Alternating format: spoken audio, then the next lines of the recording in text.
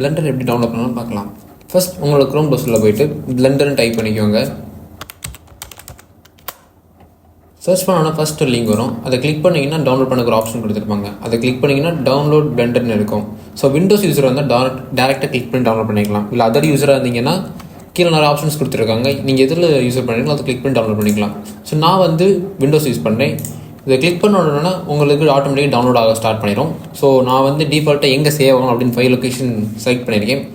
So இதை click பண்ணிக்கிட்டு நீங்கள் சேவ் கொடுத்தீங்கன்னா டவுன்லோட் ஆக ஆரம்பிச்சிடும். ஸோ நீங்கள் ஆல்ரெடி நான் இன்ஸ்டால் பண்ணிட்டேன். ஸோ உங்களுக்கு இது எப்படி செட்டப் பண்ணுறது அப்படின்னு காணிக்கிறேன். ஸோ டவுன்லோட் பண்ண உடனே ஃபைல் லொக்கேஷன் கிளிக் பண்ணிட்டு எங்கே டவுன்லோட் இருக்கோ அங்கே போய்கிட்டு நீங்கள் வந்து ரைட் கிளிக் பண்ணி ஓப்பன் கொடுத்துக்கோங்க.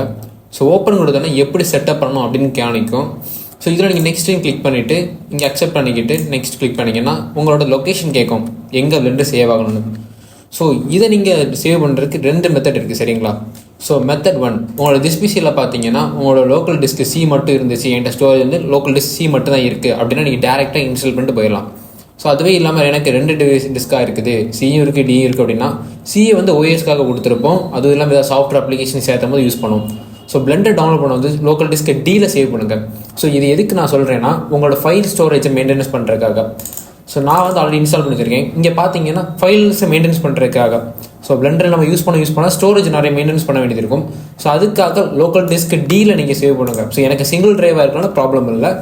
மல்டி டிரைவாக இருந்துச்சுன்னா நீங்கள் வந்து எந்த டிரைவை நீங்கள் அதிகமாக யூஸ் பண்ண மாட்டீங்களோ இல்லை இதுக்காக தனியாக ஒதுக்கி வச்சு அதை மட்டும் யூஸ் பண்ணுங்கள்.